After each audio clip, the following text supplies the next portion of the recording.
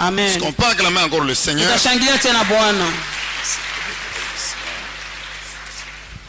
Amen. Amen. Nous continuons avec le témoignage. Aujourd'hui, nous allons parler sur le catch. Amen, amen. Amen. Mais avant cela, lisons la parole de Dieu. Job chapitre 20. Nous prenons le verset 15 et le verset 18. Et nous prenons aussi l'évangile selon Jean, le chapitre 11, du 32e jusqu'au 35e verset. Job 20, verset 15, nous lisons au nom de Jésus. Il a englouti de richesses, il les vomira. Dieu le chassera de son ventre. Verset 18. Il rendra ce qu'il a gagné et n'en profitera plus. Il restituera tout ce qu'il a pris et n'en jouira plus. Jean chapitre 11, verset Jean chapitre 11, 32 à 35.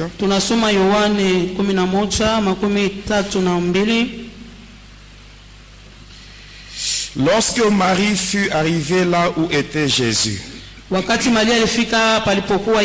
et qu'elle le vit, elle tomba à ses pieds et lui dit: Seigneur, si tu eusses été ici, mon frère ne serait pas mort. Jésus, la voyant pleurer, elle et les Juifs qui étaient venus avec elle, frémit en son esprit et fut tout ému. Et il dit: Où l'avez-vous mis? Seigneur, lui répondirent-ils, viens et vois. Jésus pleura. Amen. Amen. Amen. Amen. Aujourd'hui, je parle sur le catch. Amen. Amen. Je sais que parmi nous, il y a beaucoup de gens qui ont déjà été au stade pour voir le catch. Il y a parmi nous des gens qui ont déjà suivi les catcheurs pendant qu'ils passaient sur la route en train de faire leur publicité. Amen. Amen. Il y en a beaucoup. Mais ce qui est grave, c'est que les gens ne savent pas ce que les catcheurs font. Beaucoup de gens croient que le catch c'est un sport. Le catch que nous voyons ici, mes bien-aimés, c'est du satanisme qui se présente avec une façade sportive. Amen. Amen. Avant de parler sur le catch, je sais qu'ici il y a beaucoup de sorciers. Amen. Amen. Je vous dis la vérité. Amen. Amen. Il faut abandonner cela, ce n'est pas bien. Je parle sur la manière dont le sorcier, c'est que les sorciers font pour détruire le mariage de beaucoup de gens. Amen. Amen. Je parle rapidement sur ça et on passe directement au catch. Je sais très bien, ici, il n'y a personne qui peut lever son doigt pour dire qu'il n'a jamais demandé de l'eau à boire chez autrui. Amen. Amen. Qu'est-ce qui se passe? Si un sorcier veut détruire le mariage, vous arrivez quelque part, unafika fasi moja, vous demandez de l'eau à boire. unaomba kwa maji ya kunywa. Si vous avez affaire à un sorcier, Kama uko mbele ya mlozi, quand il entre dans la maison, wakati anaingia mnyumba, il prend le gobelet. anachukua mkopo, Avant d'y mettre de l'eau, mbele ya kutia mo maji, il commence d'abord par cracher dans le gobelet. anatemea mo kwanza mate yake, Et ce n'est que par après il mettra de l'eau. na kisha yake anatia mo maji, Et il vient vous donne. na anakuwa anakupatia. Vous aussi pressé que vous êtes, Unakuwa kiu kishapita sana, vous buvez. unakunwa. Et lorsque vous serez maintenant à la maison, Wakati utarudia nyumbani kwako, vous allez vous retrouver utajikuta en train de donner des réponses là compliquées, des réponses insolentes. uko na jibu tu kijibu, Et vous ne savez même pas d'où viennent ces réponses. hautokele majibu yenyewe inatokea C'est-à-dire, wapi. quand vous buvez l'eau, Wakati unakunywa où maji, il y a cette salive là, mule mko ile mate, la salive en question, ile mate ile c'est juste un support où doivent se mettre les démons. ni pale pa musingi mandemona watashukia. Quand vous buvez, Wakati ce unakunywa sont les démons qui entrent. ni mampepo Et ce sont inaingia, ces démons qui vont vous pousser à répondre d'une manière là ile mampepo na insolente. kusiku na kupatia majibu moya. Et quand vous allez vous tirailler, wakati mtakokotana pale, la finalité c'est le divorce. mwisho yake mnavunja ndoa. Ainsi, je vous demande, mes bien-aimés, Miko na miomba wapendwa, sachez que quand vous êtes mariés, ujue kusema kama ulishaolewa, ce n'est pas tout le monde qui est content. aina wote wanafurahi, hapana. Et quand vous arrivez quelque part, Na kama unafika fasi vous avez soif, unakuwa na vous kiu, demandez de l'eau. unaomba maji, Quand on vous donne, wakati wanakupatia, citez le nom de Jésus, taa yako jina la même Yesu, intérieurement. hata ndani yako tu. Parce que la salive là, Ile mate ile c'est un support où se mettent les démons. inakuwa ni msingi ya mapepo Ainsi, mchafu. quand vous citez le nom de Jésus, Wakati unataka tu jina la la Bible Yesu, dit que devant le nom de Jésus, Biblia tout chez nous va inasema fléchir. mbele ya jina la Yesu Les wote démons yote qui sont inama. dans cette salive Ile vont mapepo fuir. yote kwa mwile mate Et quand vous buvez itakimbia, cette na wakati eau-là, utakunywa ile il maji, n'y aura pas de conséquences hakuna néfastes tena dans votre vinyume vie. vibaya mu maisha yako. Amen. Amen. C'est que je vous dis, les sorciers, ils font ça. Ils font Ile ça. miko na miambia baloji banabifanyaka. Deuxièmement, Ya pili, nous sommes en Afrique. tuko Afrika. Si votre voisine vient chez vous pour chercher le feu, Kama ndukuna nyumba kwa mwanamke na kwa kutafuta kwa moto, vous allez la chasser. utamfukusha. Mais les sorciers, qu'est-ce qu'ils font? Sasa wao wanafanya nini hapa baloji? Il arrive chez vous. Anafika kwako. Dans sa main, Mumukono il y yake a une poudre. muko poudre On moja. appelle ça la poudre d'aspergesmen. Asema poudre d'aspergement. Et cette poudre-là, Na ile poudre ile elle est invisible aux yeux charnels. mancho yetu aionake hiyo. Le sorcier ou la sorcière prend le feu, Ule mulozi mwanamke anachukua ile, mais en prenant le feu, wakati anabeba moto, elle ouvre la main. anafungua tu ni Cette mkono. poudre reste sur votre brasero. Ile moto inabakia ni pabambula yako. Et la nuit, vous allez faire entrer votre brasero. Hata bushiku naingisha babula munyumba. Et là, les démons vont maintenant se répandre, se propager dans la maison. Pale mandemo na mapepo mchafu Ce sont ces inayala démons qui vont munyumba. vous pousser maintenant à vous tirailler. Inamisukuma mwanje pa Vous commencez, vous allez kukokotana. vous retrouver en train de vous disputer. Muko paka na kokotana kukombana munyumba. Amen. Amina. La finalité, Mwisho divorce. unavunja ndoa. Et il faut prier Inabidi que kuomba nos maisons soient embrasées. hata manyumba Que yetu nos itiliwe maisons moto, soient entourées par des flammes de feu. itiliwe moto ya Mungu. De telle sorte que les sorciers ne puissent pas avoir accès à nos maisons. Baloji bashingie mu manyumba yetu. Amen. Amen. Ça, ce sont des choses qui se font. Ile ni vitu biko nafanika. Passons rapidement au catch. Tunapita kukachi sasa. Amen. Amen. Hier, nous avons fait la pêche. Jana tuliloba, Mais aujourd'hui, lakini leo nous allons pousser les sorciers à vomir. tutasukuma baloji batapike. Ils vont vomir. Bo batatapika leo. Tout ce qu'ils ont avalé, Yote balimeza. ils vont vomir, mes bien-aimés. Bataitapika leo. Hier, nous avons dit Jana tulisema que les sorciers, la nuit, walozi usiku ils utilisent le ventre des enfants de Dieu comme tam-tam. wanafanya mantumbo ya watoto wa Mungu kama mangoma yao. Et nous savons aussi Lakini sisi na sisi que notre tunajua Dieu, Mungu wetu il exerce nos mains au combat. anafanya kabisa mikono yetu Ainsi, na- avec kuvita. nos mains, pamoja na mikono yetu. aujourd'hui, les ventres des sorciers seront Leo aussi nos tam-tam. matumbo ya balozi itakuwa Nous allons mangoma. frapper Tutapika et ils mzuri. auront la nausée. Batapika Lorsqu'ils leo. auront la nausée, Wakati watashikia ils tutapika. vont vomir tout ce qu'ils ont Batatapika avalé. bote balimeza. Ils vont tout vomir, mes bien-aimés. Batatapika byote wapendwa Bien-aimé. wangu. Wapendwa. Toi qui m'écoutes, Wewe uko laisse-moi te nanisikia. dire une chose. Acha nikwambie iko. C'est lui qui a mis un blocage à ta vie.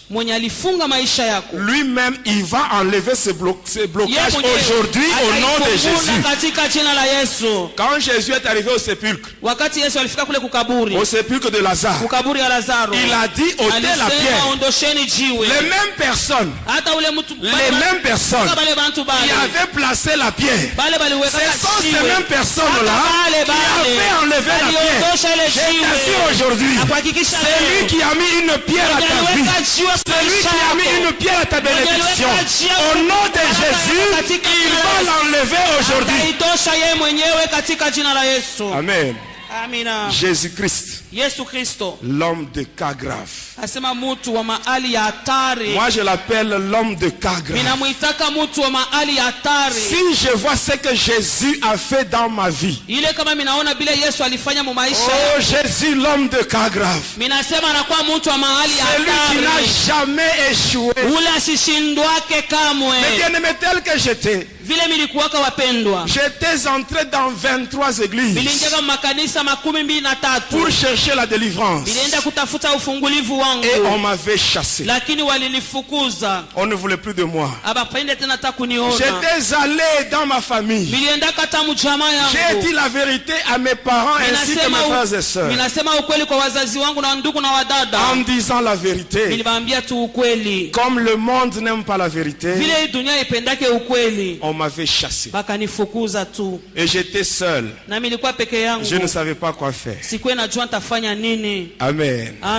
C'est dans cet abandon, dans ce rejet, que je me suis croisé avec l'homme de cas grave. Et celui-là, il a transformé ma vie. Et bien aimé, il y a deux cas. Tu arrives quelque part, tu manques à manger. Tu peux demander, on peut t'aider. Tu peux demander, on peut t'aider. Amen. Mais si tu es par exemple stérile, tu vas voir ton père, tu dis papa, je n'ai pas d'enfant. Mais ton père, il aura la compassion, mais il ne peut rien faire pour toi. Ça c'est un cas qui est grave. Les cas graves, hein? Ce sont les cas où les humains ne peuvent pas intervenir. Il n'y a que Jésus, l'homme de cas grave, qui est capable d'intervenir et de donner la solution. Amen. Tout ce qu'on a appris dans ta vie, ça va sortir. Aujourd'hui, ça va sortir. Amen, amen. Quand j'étais encore au collège, on s'amusait avec les amis. On faisait de petits rings, hein? On plaçait 4 piquets. On mettait des cordes. Et on mettait des copeaux. Et on s'amusait là-bas. C'est ce que il y a beaucoup d'enfants qui font ça. Ici, j'attire l'attention des parents. Quand vous voyez de telles histoires-là, vos enfants qui commencent à se donner le nom des catcheurs, et ils s'amusent, vous croyez que c'est un jeu. Non, pour le diable, là, ce n'est pas un jeu. Il y a toujours un intérêt là-bas. Il faut vraiment interdire à vos enfants.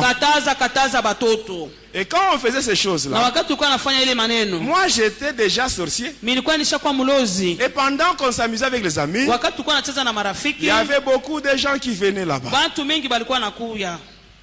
Amen. Un jour, moi qui étais déjà sorcier, j'ai dit à mes amis, nous devons maintenant chercher de puissance. Et là, nous allons faire des démonstrations. Or, tout ce qu'on faisait là, mais c'était gratuit. On ne payait même pas. Alors il fallait maintenant chercher de puissance. Chacun devait aller de son côté pour chercher la force. Alors moi, un jour, j'ai quitté le collège. J'arrive, j'étais sur le boulevard de l'Indépendance. Je dépasse l'hôpital d'Ako. J'étais arrivé au stade de Kikula. Et quand j'avais regardé sur le tableau, il y avait des combats de catch qui étaient organisés. Et là, il y avait les catcheurs de différentes villes qui étaient invités. Et c'est ainsi que je m'étais rendu dans la commune de Kikula, sur l'avenue Foyer Social. Quand vous êtes sur l'avenue Kasongo Michel, vous vous dirigez vers l'avenue Basanga. La troisième parcelle, il y a un hôtel là en étage. C'est l'hôtel Amani. C'est là où j'étais parti. Et j'avais trouvé un catcheur originaire de Kolwezi. Quand j'étais arrivé là, j'avais causé avec lui. Et je lui avais même parlé sur le pourquoi de ma visite. Il se mettait à rire. Et par après il me dit ceci: d'abord paye-moi la bière. J'avais payé la bière. Et à la fin il me dit: comme c'est toi qui es venu demander ce pouvoir là, la force mystique, tu dois chercher des objets que je vais citer. Il m'avait cité ces objets-là et j'étais parti. Le lendemain matin, j'étais au marché. Et là, j'avais acheté deux bougies blanches, deux tiges de chulai, les désodorisants. Et après, j'avais aussi payé 2 cigarettes fortes. La cigarette qui se trouve dans le paquet jaune. J'avais payé un parfum. Le parfum Avanita qu'on utilise pour l'enterrement. Après le parfum, je devais aussi payer le sel indigène et un mouchoir blanc. Et quand j'avais payé toutes ces choses-là, j'étais parti chez lui. Et quand je l'avais vu, c'était aux environs de 19h30. Mais quand j'étais arrivé, au lieu de passer directement à la cérémonie, mais lui commençait à me parler sur autre chose. Arrivé à 23h30, il me dit maintenant: comme c'est toi-même qui est venu ici pour chercher le pouvoir, tu iras avec ces objets que tu as apportés, tu iras avec ça au cimetière, tu vas déposer ça sur une tombe, et lorsque tu arriveras là-bas, tu feras une incantation adressée au père Rustem de Weng. Et à 23h30, seul, j'avais quitté l'hôtel Amani et je m'étais rendu au cimetière de Sapin. J'étais allé avec l'avenue Kasongo Michel et j'étais tombé sur l'avenue Lumumba. J'ai évolué avec Lumumba jusqu'à la bifurcation, où il y a une route qui va vers la ville et une route qui va vers la commune de Panda. Et là au milieu, il y a une église catholique qu'on appelle Sacré-Cœur. J'avais pris la route qui va vers Panda. J'avais dépassé l'hospice de vieillards. Et après, j'étais arrivé au cimetière. J'étais arrivé. Et quand j'étais arrivé là, à l'entrée, je devais compter 49 pas. Après avoir fait cela, j'étais arrivé devant une tombe. J'avais déposé ce que j'avais. Et ainsi, après cela, avec une lame de rasoir, je m'étais blessé à mon petit doigt. Et j'avais pressé mon doigt. Et je l'avais pressé. De telle sorte que 6 gouttes de mon sang étaient tombées. Et j'étais rentré chez moi. Et le lendemain au petit matin, vers 4h du matin, j'étais encore au cimetière. Et j'avais repris ces histoires-là. Mais quand j'étais arrivé là, les histoires que j'avais laissées n'étaient plus intactes. Parmi les deux bougies, il y avait une seule bougie, l'autre était déjà consumée. Parmi les deux cigarettes, il y en avait une seule, l'autre qui était aussi consumée. Les deux tiges là de Chulai étaient consumées. Le parfum était aspergé sur tous les éléments que j'avais. Et le seul indigène était là. Ainsi que le mouchoir blanc. J'avais pris toutes ces choses. J'étais rentré avec ça. Et quand j'étais arrivé chez le catcheur, je lui avais expliqué tout ce que j'avais fait la nuit au cimetière. Et il me dit, tu reviendras le soir. À 19h, j'étais allé le voir. Nous étions dans sa chambre. Et il m'avait dit ceci. Ce qui va se faire aujourd'hui, c'est une cérémonie qu'on appelle le Yarga. Alors quand j'étais arrivé là, il m'avait demandé d'amener un coq. Et j'avais apporté ça. Et quand j'étais là, il m'avait donné une bouteille remplie de bière. Et il m'avait demandé de boire cela. Et pendant que je buvais, ce qui entrait en moi, ce n'était pas la bière, mais c'était le sang humain. Il m'avait donné toute une bouteille. Et j'avais bu. J'avais tout terminé. Et par après il me dit, tu vas couper la tête du coq avec tes dents. Et j'avais tenu le coq comme ça. Je m'étais concentré. Et là j'avais coupé sa tête avec mes dents.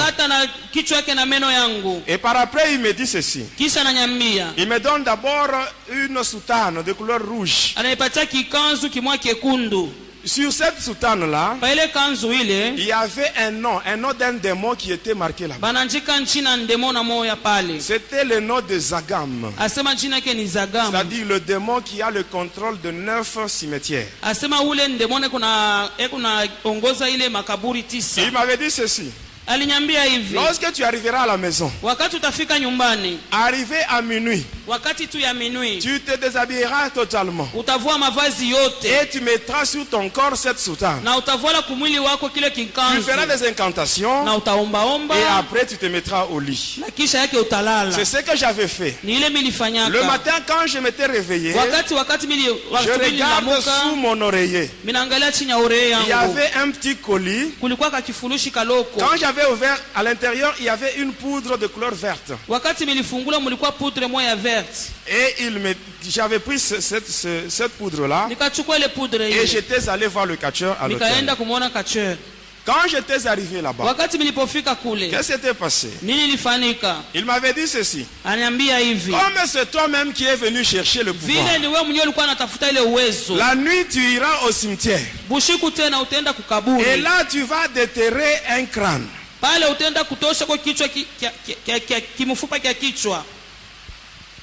Et la nuit, j'étais allé avec une pioche. Pioche. J'étais allé avec une pioche. J'avais pris la route qui va vers Kolwezi. Je m'étais arrêté à un cimetière, le cimetière de Katuzembe. J'avais mon petit sac. J'étais entré au cimetière. J'étais arrivé devant une tombe. Aux environs de minuit. Et là je m'étais mis à creuser. Et là j'avais enlevé le crâne. J'avais mis ça dans mon sac. J'étais rentré. J'étais allé présenter cela au catcheur. Quand je lui avais remis cela, qu'est-ce qu'il m'avait dit par après? Il m'avait dit ceci. Maintenant la poudre que tu as eue, tu vas prendre de l'argent. Tu vas prendre cette poudre et tu vas asperger sur l'argent. Et cet argent-là, tu iras jeter ça en route à 2 endroits différents. J'étais allé et j'avais placé ça. Après avoir fait cela, Un jour plus tard, j'étais allé chez le catcheur. Et quand je l'avais trouvé, qu'est-ce qui s'était passé? Le crâne que je lui avais laissé était rempli du sang. Le sang là, c'était le sang de deux personnes qui avaient ramassé l'argent que j'avais jeté en route. Faites attention mes bien-aimés. Amen. Il y a certaines personnes, quand elles arrivent sur la route, elles voient l'argent, elles regardent à gauche et à droite, il n'y a personne, elles ramassent, elles mettent dans la poche. Faites très attention. Vous risquez de vendre votre vie à 100 francs. Et quand le crâne était rempli du sang, il m'avait remis cela. Il m'a dit, bois ça. Et j'avais bu le sang qui était dans ce crâne. J'avais bu cela. Et il m'a dit encore ceci. L'autre partie de la poudre qui est restée, tu vas asperger ça sur une rivière. Tu chercheras une rivière qui est beaucoup fréquentée. Et là, je m'étais rendu au quartier Kolomoni, sur la rivière Pola. Il y avait beaucoup de jeunes gens qui allaient se baigner là-bas. Il y avait aussi beaucoup de mamans qui allaient faire la lessive là-bas. Et qu'est-ce qu'il m'avait dit?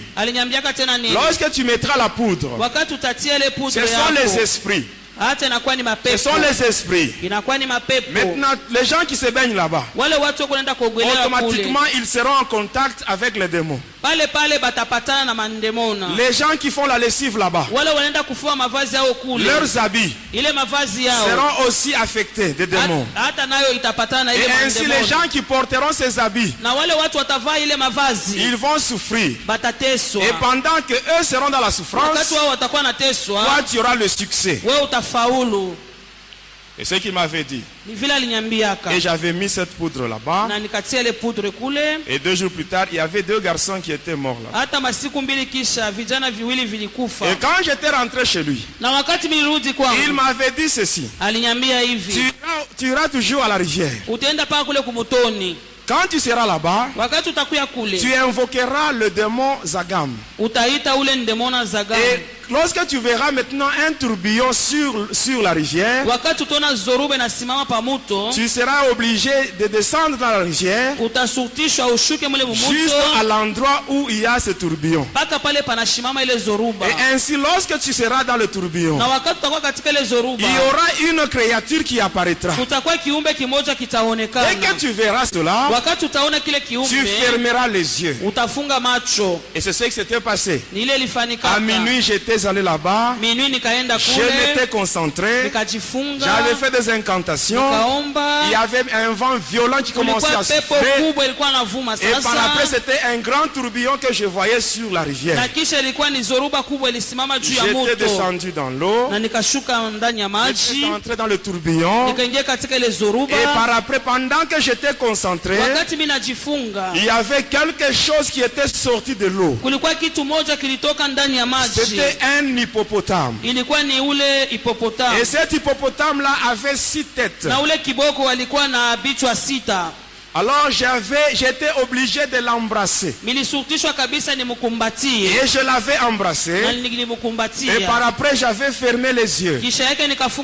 Quand j'avais fermé les yeux, 5 minutes plus tard, j'avais ouvert les yeux.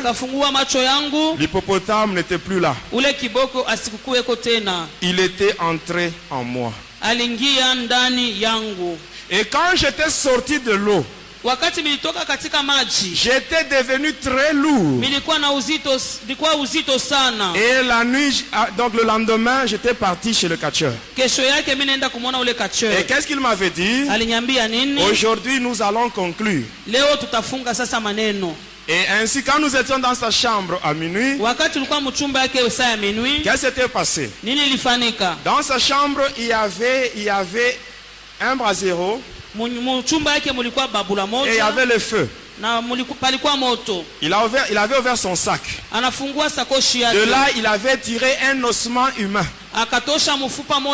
Il l'avait placé sur le feu. Il prend un petit couteau. Quand l'os était sur le feu, il commençait à changer de coloration. Quand il était noir, il avait pris maintenant le sel indigène. Il avait ouvert ses colis. Avec son petit couteau, il frottait maintenant l'os.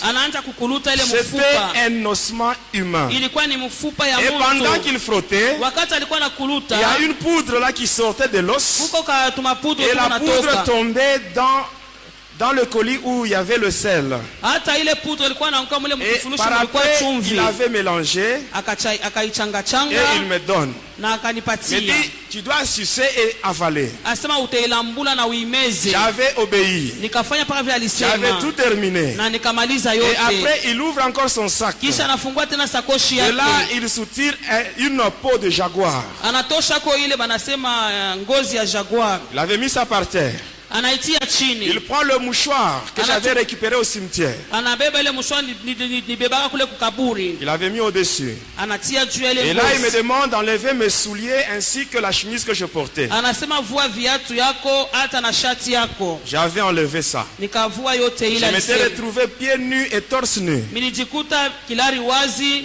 m'avait demandé maintenant de me mettre au-dessus du mouchoir. Et quand j'étais au-dessus, il avait pris la bougie que j'avais récupérée au cimetière. Il l'avait placée devant moi. Et après avoir prononcé quelques paroles, la bougie s'était allumée d'elle-même. Et par après, il prend la cigarette qui était restée au cimetière. Et il avait allumé avec la flamme de la bougie. Il me donne, il me dit fume. Et je ne devais pas fumer d'une manière ordinaire. Je devais fumer en introduisant la cigarette dans une narine et boucher l'autre. Et faire sortir la fumée par la bouche. Et c'est ce que j'avais fait. Et juste quand j'avais terminé, j'ai commencé à trembler. Je sentais une forte chaleur m'envahir. Et par après, je sentais comme si derrière moi il y avait encore quelqu'un. Et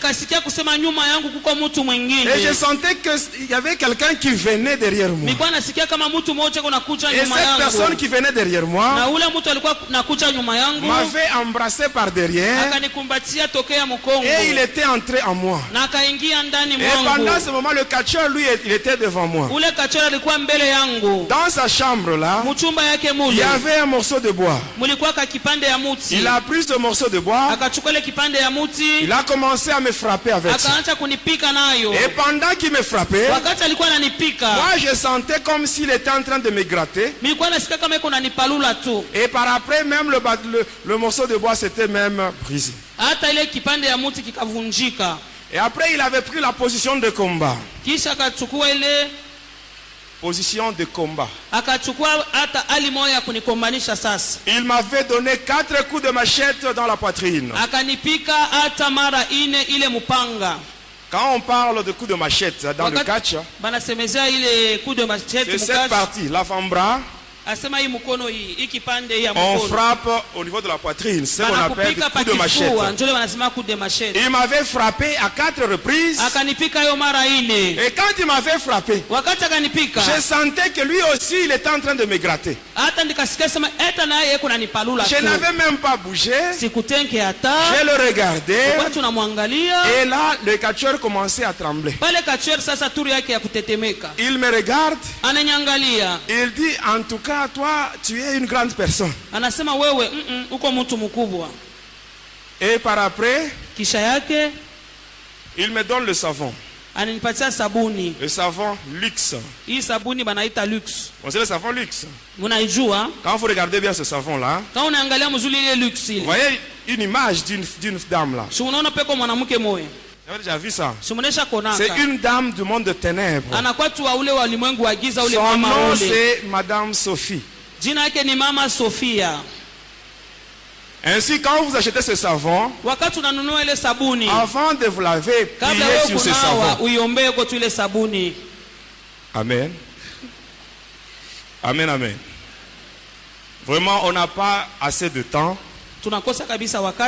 J'allais vous parler même sur les différentes dames que vous voyez sur le lait de beauté. Diprozone, Rico, Johanna. Je crois la semaine prochaine, je vais vous expliquer, je vais vous parler sur tout ça. Même sur le maquillage. Hein? Rouge à lèvres, mauve, la couleur violette. Là. Je vous parlerai sur les démons qui agissent dans ces histoires. Amen. Est-ce qu'on peut continuer? On peut continuer. Amen. Alors il m'avait donné ce savon. Et qu'est-ce qu'il m'avait dit? Lorsque j'avais le savon, dans un coin de sa chambre, il y avait un vase où à l'intérieur il y avait de l'eau avec certaines racines. Et là il m'a demandé d'aller me laver là-bas. Quand je m'étais lavé, il m'a dit garde la mousse de savon dans ta tête, dans tes cheveux. N'enlève pas la mousse. Et il m'avait demandé de venir me mettre à côté de lui sur le lit. Et qu'est-ce qu'il m'avait dit? Tu dois enlever la mousse là de savon lorsque le coq va chanter pour la première fois. Mais si tu dors et que le coq chante pendant que toi tu es dans le sommeil, sache que tu mourras dans ton sommeil. Et ce jour-là, mes bien-aimés, j'étais allongé sur le lit à côté du catcheur avec les yeux ouverts. Amen. Vous savez, les satanistes, hein? Je dis souvent qu'ils sont sérieux. Quand on leur dit ceci, ils obéissent. Quand Lucifer nous dit ceci, nous aurons une réunion au fond de l'océan Atlantique à 1h du matin. Vous, déjà à minuit, vous êtes déjà là. Vous êtes déjà là. Parce que si vous arrivez à 1h, même 1h, 1 minute, automatiquement le diable vous tue. Ah, mais chez les enfants de Dieu, ce n'est pas ça. Si on leur donne un ordre, si le berger leur donne un ordre, ce n'est pas tout le monde qui obéit. Ce n'est pas tout le monde qui obéit. Mais bien-aimés dans les Seigneurs, mais bien-aimés dans les Seigneurs, la Bible nous dit ceci. Dans 1 Samuel 15, 22, la Bible nous dit l'obéissance vaut mieux que le sacrifice. Et là, moi, j'avais obéi. Et vers 3h du matin, quand le coq avait chanté, je m'étais réveillé rapidement. Et là, j'étais allé dans le vase. Et je m'étais lavé, j'avais tout enlevé. Et j'étais rentré sur le lit. Vers le petit matin, le catcheur me réveille. Vers 5h, il me dit prends maintenant le vase avec tout son contenu. Va verser le contenu du vase sur la route. J'étais sorti. J'arrive au croisement des avenues Kasongo Michel et Foyer Social. À côté, il y a un centre de santé. Et c'est là où j'avais déversé les contenus du vase. J'étais rentré. Et vers 7 heures, il me dit dans quelques minutes, nous verrons si tu as réussi. Amen. Amen. Quelques minutes plus tard, je sens comme si on m'avait poignardé au niveau du ventre. Je sens quelque chose là qui commence à circuler dans mon corps. Je vois la chose monter au niveau de la poitrine et ça descend même dans la main. Quand c'était arrivé au niveau de l'avant-bras, j'avais vu que c'était un gros clou qui était dans mon corps. Et il me dit ceci: le clou que tu vois, c'est ça le pouvoir de Tarzan moteur. Et cela fonctionne avec l'esprit de la première personne qui a piétiné sur ce que tu as déversé sur la route. Il y a beaucoup de gens qui disent: non, moi pour me tuer, il faut que la personne qui cherchera à me tuer, que cette personne soit de ma famille. Mais bien aimé, détrompez-vous. La personne qui avait piétiné sur ce que j'avais déversé sur la route, est-ce que cette personne était de ma famille? Elle n'était pas de ma famille, mes bien-aimés. Elle n'était pas de ma famille. Mes bien-aimés, apprenez à commencer votre journée avec le Seigneur Jésus. Parce que pendant la nuit, pendant que vous dormez, les sorciers, les satanistes, le magicien, ils ne font que multiplier de pièges. Et aujourd'hui, nous voyons beaucoup de gens qui font des slogans. Il arrive quelque part, il se rend compte qu'il a piétiné sur quelque chose. Il dit sans effet. Oh, mais bien aimé, faites attention. Mais sans effet, ce n'est pas un slogan. Si tu ne marches pas dans la crainte de Dieu, tu piétines sur des choses pareilles. Même si tu dis sans effet, je t'assure, il y aura des effets. Amen. C'est seulement si tu marches dans la crainte de Dieu que ce verset de la Bible est valable. C'est que Dieu dit lui-même dans Ésaïe 54, 17, il dit: toute arme qui sera forgée contre vous sera nulle et sans effet, et toute langue qui se lèvera en justice contre vous, vous la condamnerez. Tel est l'héritage des serviteurs de l'Éternel. C'est valable seulement pour ceux qui marchent dans la crainte de Dieu. Et si tu commences ta journée avec Jésus, ainsi Jésus va te précéder. Et quand il te précède, il va voir tout ce qu'on a placé comme piège. Lui, il va piétiner sur ça. Et toi, tu vas passer sur des choses mortes. Et cette fois-là, tu auras raison de dire comme ce que Josué avait dit, que tout lieu que foulera la plante de mes pieds, le Seigneur me le donnera en possession. Amen, amen. Et j'étais sorti avec ce fétiche-là, avec ce pouvoir, avec la peau de jaguar. Aujourd'hui, je ne vais pas vous expliquer ce que j'ai fait. Amen. Parce qu'on n'a pas assez de temps. J'aimerais seulement vous parler sur les conséquences du catch. Et là, je cède le micro à Papa Zacharie pour la prière. Amen, amen. Suivez-moi bien. Je sais qu'il y a des catcheurs qui ont déjà témoigné. Amen. Mais ces catcheurs-là, ils n'étaient pas dans le mystère de l'air. Ils ne savaient pas comment les démons fonctionnent. Amen. Et ils faisaient seulement leur démonstration. Mais ils ne savent pas ce qu'ils faisaient sur les spectateurs. Sur les spectateurs. Amen, amen. Moi, j'étais un sataniste à côté de Lucifer. J'avais 406 démons qui étaient à mon service. Et je voyais les démons. Comment est-ce que Lucifer il était en train d'envoyer les démons dans ce monde. Qu'est-ce qui se passe? Premièrement, lorsque les catcheurs passent sur la route, ils sont en train de chanter. Ils font leur publicité. Et là, vous voyez beaucoup de gens qui suivent les catcheurs. Ils ne savent pas. Ils ne savent pas ce qui se fait. Pendant que les catcheurs passent sur la route, premièrement, Premièrement, si là il y a une femme enceinte, automatiquement cette grossesse part partir. Il y aura fausse couche. Deuxièmement, si quand il passe là, ils volent même la fécondité chez les jeunes filles.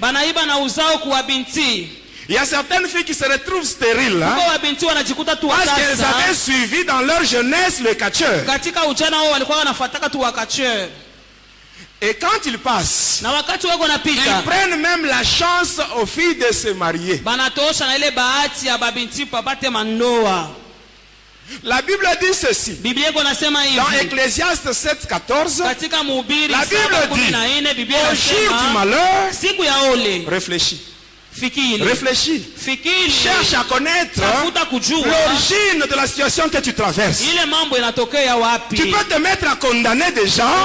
Ou peut-être c'est pendant ta jeunesse. Tu ne savais même pas. Le catcheur passait. Et toi aussi tu étais attiré par ça. Et tu les avais suivis. Demande à Dieu. Le Dieu de Jérémie 33:3. Lui il dit, invoque-moi. Je te répondrai. Je te ferai savoir les choses grandes, les choses cachées que tu ne connais pas. Amen. Et ainsi, lorsque les catcheurs sont maintenant dans le stade en train de se battre. Amen. Qu'est-ce qui se passe? Amen. Ils vont commencer d'abord avec des techniques de combat. Donc ceux qui ont appris dans la lutte. Dans la lutte, il y a d'abord la lutte gréco-romaine. Après cela vient ce qu'on appelle le libre. Amen. Le libre olympique. Après le libre olympique vient ce qu'on appelle la self-défense. Ce que je viens de citer ici. Même moi, j'avais fait ça. Toutes les techniques de combat. Tout ça, j'avais appris ça. Et à un certain moment, ils vont maintenant passer à la deuxième étape. L'étape maintenant satanique. Et là, vous voyez maintenant des démonstrations de pouvoir. Qu'est-ce qui va se passer? Vous allez voir, à un certain moment, on va sonner. On sonne les trompettes. Cela a deux fonctions. Première fonction, c'est pour arrêter les légions de démons de l'adversaire. Deuxième fonction, c'est pour maintenant pour faire venir les légions des démons qui sont maintenant favorables à ces catcheurs-là. Ainsi, qu'est-ce qui va se passer? Quand les démons quittent le monde de Satan, quand on les invoque, ils viennent, ils entrent au stade, ils marchent d'abord sur les têtes des spectateurs avant d'arriver au ring. C'est ainsi que quand vous observez bien, vous allez voir des gens qui vont au catch. Ils rentrent chez eux fatigués. Amen. Je vous dis la vérité. Et quand les démons marchent sur les têtes, ils arrivent sur le ring. Le catcheur qui les a invoqués, il va maintenant les utiliser pour terrasser l'autre. L'adversaire peut tomber. On compte mais il se relève. Ou bien il va commencer il aura tendance à tomber. À un certain moment, vous allez voir qu'il commence maintenant à résister. Et quand il résiste, cela veut dire que les démons qui sont venus ne sont pas capables pour le faire tomber. Ne sont pas capables. Ainsi, l'autre va hypnotiser son adversaire. Et quand il hypnotise son adversaire, vous le voyez maintenant en train de faire des gestes. Les gens ne savent pas. Quand il fait ce geste-là, il prend les démons qui sont venus. Il les renvoie dans la foule. Il les renvoie dans les spectateurs. Et quand ils vont là, ils retranchent les années. Ils retranchent les années. Et les démons rentrent. Et le catcheur les utilise, il frappe. Et il gagne. Quand il gagne, les spectateurs se mettent à acclamer. Pendant que cet homme vient de gagner avec leurs années. Mais bien aimé,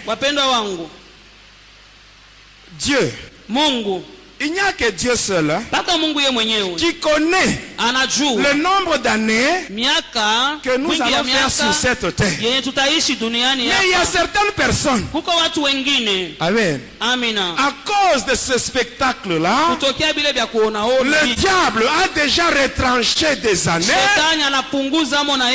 dans la vie de beaucoup de gens. C'est ainsi qu'il y a certaines personnes qui meurent précocement.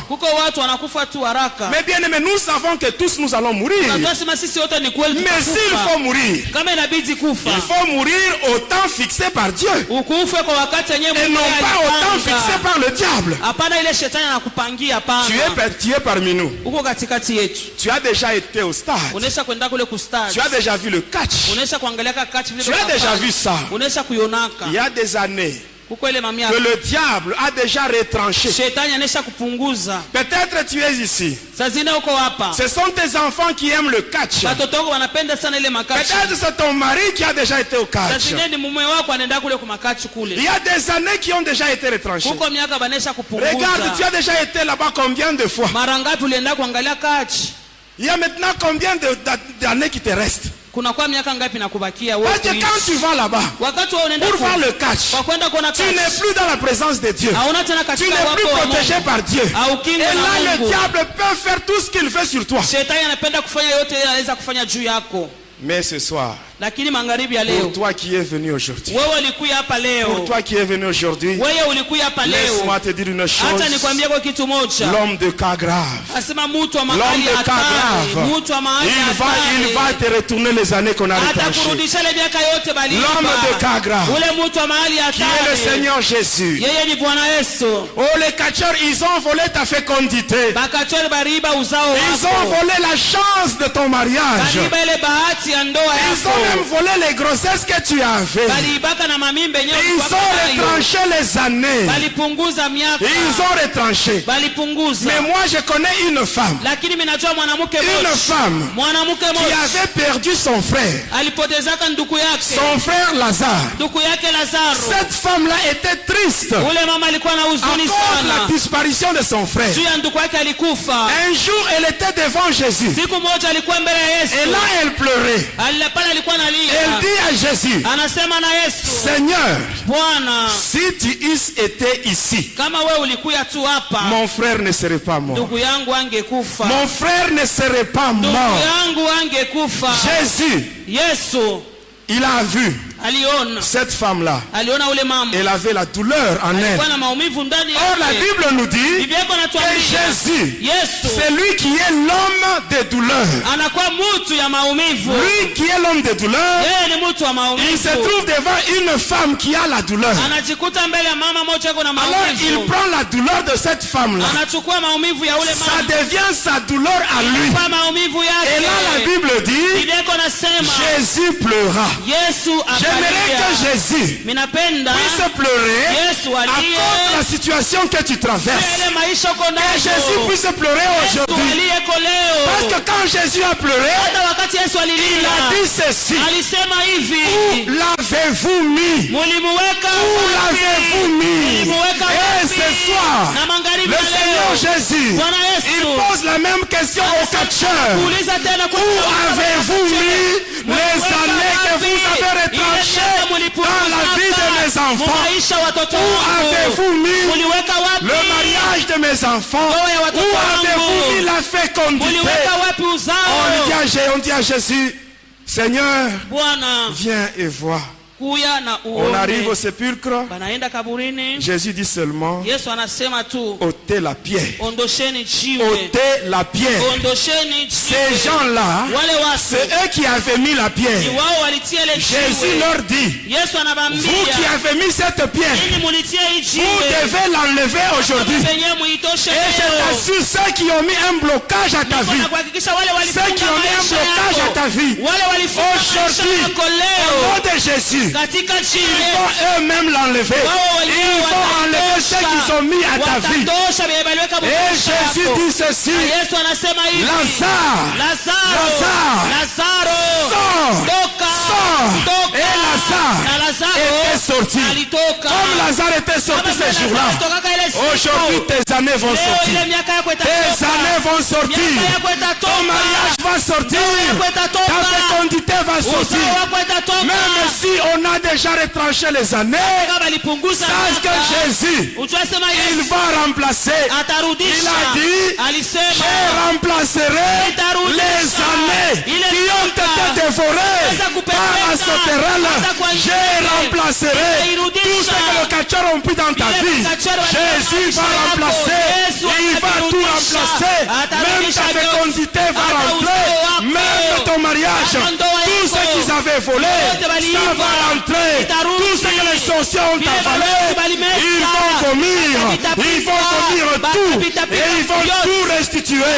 Et cela au nom de Jésus. Que mon Dieu vous bénisse. Bonjour chers amis, amis et fidèles de l'œil de l'église, c'est le pasteur Salomon Kaning-Olsel. Je pense bien vous avez suivi le témoignage de notre bien-aimé. Tout ce que je voudrais vous demander, c'est vous donner, soyez un peu patient, je vais vous donner une orientation.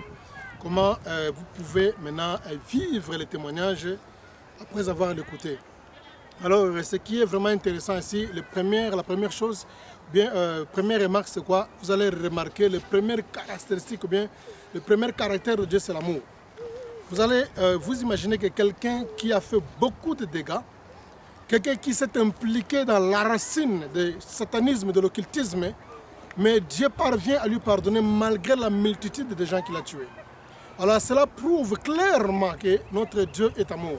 La Bible dit dans Jean 3, chapitre 16, que Dieu a tant aimé le monde, il a donné son Fils unique, afin que quiconque croit en lui ne périsse point, qu'il ait la vie éternelle. Alors il ne faut jamais hésiter de s'approcher auprès de l'éternel Dieu. Quand tu as fait quelque chose du mal, quels que soient vos péchés, quelle que soit la grandeur de vos péchés, il faut tout d'abord comprendre le caractère de Dieu, c'est l'amour. Dieu est animé par un amour à l'outrance, un amour qu'on peut dire en termes terre à terre, qu'un amour exagéré. Dieu est amour, il est prêt à pardonner tout péché. Il ne faut jamais hésiter. Malgré tout ce que tu as fait dans ta vie, c'était dans l'ignorance. Maintenant que tu as écouté la parole de Dieu ou le témoignage, tu n'as plus d'excuses. De tout ce que tu as besoin, il faut d'abord commencer d'abord à contempler l'amour de Dieu. L'amour de Dieu est cet amour-là qui va pousser l'Éternel Dieu à te pardonner. Il est prêt à tout pardonner, tous les péchés. Il est amour. Voilà. Maintenant que tu as compris que Dieu est amour, il est prêt à tout pardonner. Maintenant, la deuxième chose, c'est quoi? C'est-à-dire reconnaître que tu es un pécheur. La Bible dit, car tous ont péché et sont privés de la gloire de l'Éternel. C'est Romains chapitre 3, verset 23 au verset 25. C'est-à-dire, tu dois d'abord reconnaître ton état. Et Dieu résiste aux orgueils. L'orgueil, c'est une personne qui n'accepte pas sa position d'être un pécheur. Alors, vous devez d'abord accepter, car tous sont péchés, sont privés de la gloire de Dieu, comme je viens de le dire là-bas. Vous reconnaissez en vous que vous êtes un pécheur, que vous avez posé les actes par ignorance parce que vous n'avez pas connu Dieu. Voilà. Après que vous reconnaissez en vous que vous êtes un pécheur, la Bible dit, vous devez maintenant confesser. La Bible dit, si vous confessez vos péchés, l'Éternel est juste bon de vous pardonner et de vous purifier pour toute iniquité. 1 Jean 1,9. A dit, si vous confessez vos péchés, la confession du péché ne se fait pas au fond du cœur. La confession du péché se fait dans la bouche à haute voix. Tu dois confesser, entre dans la chambre. Tu confesses tes péchés, la Bible dit, de ta bouche, pas au fond du cœur. Bien-aimé dans le Seigneur, fais beaucoup d'attention. La Bible dit, si tu confesses de ta bouche, on ne dit pas au fond de ton cœur, non. Pas au fond du cœur, mais de ta bouche. Si vous confessez vos péchés, la Bible dit, l'Éternel est juste bon de vous pardonner pour tout péché. Il est bon aussi pour purifier. Il n'est pas seulement là pour pardonner, Dieu peut aussi nettoyer. Il nettoie et il oublie aussi les péchés. Pourquoi vous devez confesser vos péchés? Puisque la Bible dit dans Jérémie 3,12 que reviens infidèle d'Israël, je ne jeterai plus sur vous un regard sévère, car je suis un Dieu miséricordieux qui ne garde pas sa colère à toujours. Dieu ne garde pas sa colère à toujours. Alors, la seule condition pour que le Seigneur s'approche de toi, la Bible dit, reconnais seulement que tu avais péché et tu étais infidèle devant l'Éternel. Alors, c'est alors que tu verras l'Éternel s'approcher de vous, puisqu'il dit que non, approchez-vous de moi, je m'approcherai de vous. Il ne faut jamais s'attendre que Dieu vienne d'abord dans la première position chez vous. C'est toi qui es le malade, tu as besoin du médecin. Comme la Bible déclare que le malade a besoin du médecin et non, le médecin a besoin du malade. Tu viens auprès de l'Éternel, comme il dit dans Jérémie 3, chapitre 12, que non, reconnais seulement que tu as péché. Reviens fidèle d'Israël. Reconnais seulement que tu as péché et tu es infidèle devant l'Éternel ton Dieu. Donc l'acte seulement de reconnaissance, il ne demande pas beaucoup de choses. Dieu ne demande pas trop. Seulement reconnaître et revenir en lui. Voilà, c'est très simple que ça. Voilà. Maintenant, après avoir confessé le péché, vient la repentance. La repentance, c'est quoi? La repentance n'est pas une information. Même avant que tu puisses pécher, quand tu pêches là, le Seigneur est au courant. La repentance, tu n'informes pas l'Éternel ce que tu as fait là, puisque Dieu connaît déjà, la Bible dit, il est omniscient, il connaît toutes choses. La repentance, c'est une décision qui est sincère. C'est-à-dire que tu prends une décision pour ne plus retourner aux choses que tu as vomies ou encore les choses que tu as confessées. Ce qu'on appelle une repentance qui doit être sincère. C'est-à-dire quoi? Tu prends une décision personnelle de ne plus rentrer aux choses que toi tu as confessées. C'est ça la repentance. Tu n'informes pas Dieu, puisque Dieu connaît déjà ce que tu as fait là-bas, mais il a besoin seulement que tu puisses te repentir dans ton cœur maintenant. Tu te repens, tu dis que Seigneur, I'm sorry. Seigneur, je regrette les actes que j'ai posés, maintenant je me repens. Alors je prends la décision pour ne plus reprendre les mêmes choses que j'avais commises auparavant. C'est ça la repentance. Après avoir fait la repentance, vient maintenant Romains 19, la Bible dit, si vous confessez de ta bouche le Seigneur Jésus-Christ, si tu crois dans ton cœur que Dieu l'a ressuscité des morts, tu seras sauvé. Maintenant, la dernière chose que tu vas faire, c'est quoi? Je peux parler de ma 20 dernières choses. C'est maintenant quoi? C'est recevoir le Seigneur Jésus-Christ comme le seul Seigneur et Sauveur de ta vie. Comme dans Romains dit que si tu confesses de ta bouche le Seigneur Jésus-Christ, si tu crois à ton cœur que Dieu l'a ressuscité de mort, tu seras sauvé. La confession, pour recevoir Jésus-Christ, il ne faut jamais poser un acte dans le cœur. La confession vient au fond du cœur, mais il faut exprimer ça dans la bouche. La Bible dit, de ta bouche, la bouche, tu dois faire sortir les paroles. Tu dois faire entendre ta voix. C'est ça la confession publique. Ou encore la confession personnelle individuelle. Dans ta chambre, tu confesses le Seigneur Jésus dans ta bouche. J'insiste encore pas dans le cœur, mais dans ta bouche. Si tu confesses le Seigneur Jésus-Christ, si tu crois dans ton cœur que Dieu l'a ressuscité de mort, tu seras sauvé. Voilà, maintenant la dernière chose que vous allez faire, c'est quoi? C'est de chercher un pasteur ou encore une église que vous allez fréquenter pour l'affermissement de votre foi, encore le suivi de votre foi. 2 Chroniques chapitre 20, verset 20, la Bible dit, confiez-vous à l'Éternel, vous serez affermis et à ses serviteurs vous réussirez. Il n'y a pas un chrétien sans église, il n'y a pas un chrétien sans pasteur, ça ne se fait jamais. Vous devez trouver un pasteur, vous devez trouver une église, là où vous serez affermis, on va prendre votre encadrement, on va vous orienter. Vous allez voir même dans la Bible quand l'apôtre Paul, quand il était tombé, il y avait les écailles. Il était aveugle pendant un temps, il y avait les écailles dans ses yeux. Maintenant, quand on a prié pour lui, ce n'était pas un ange. Dieu l'avait envoyé chez Ananias. Et Dieu avait parlé à Ananias pendant la nuit que je vais envoyer une personne que vous allez prier pour lui.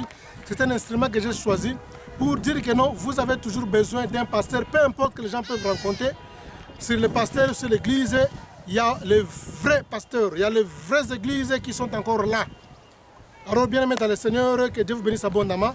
Il y a aussi mon numéro qui est affiché là-bas. N'hésitez pas à m'appeler, je peux vous aider à travers la prière. Partout où vous êtes à distance, je peux prier pour vous, vous orienter pour demander la grâce du Seigneur dans votre vie, afin que la décision que vous venez de prendre pour suivre Jésus-Christ comme Seigneur et Sauveur, vous ne puissiez plus reculer en arrière. Ou encore, si tu étais déjà un chrétien qui était converti, mais suite à certaines circonstances, il s'est fait que tu as abandonné ta foi. Maintenant, à travers ce témoignage, j'aurais souhaité que tu puisses en profiter pour plutôt à poursuivre le Seigneur Jésus-Christ comme seul Seigneur et Sauveur, parce que bientôt il est à la porte, il revient bientôt. Que le Seigneur vous bénisse abondamment. C'était le pasteur Salomon Kaninga Lusele de l'Aide de l'Église. Bye.